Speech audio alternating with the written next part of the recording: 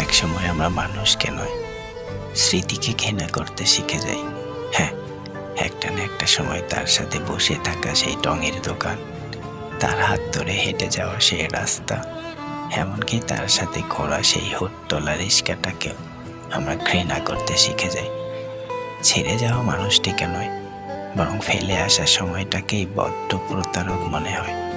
তবুও সেই সময়ের ভালোবাসার মানুষটির জন্য হামড়তেই মনের কোথায় যেন নাম না জানা কিছু একটা থেকে যায়।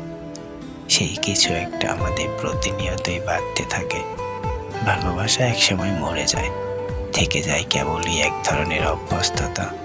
সেই স্মৃতিমথিত অভ্যস্ততা আমাদের কলিজার প্রতিটি ইঞ্চি চিবিয়ে খায়, গিলে খায়।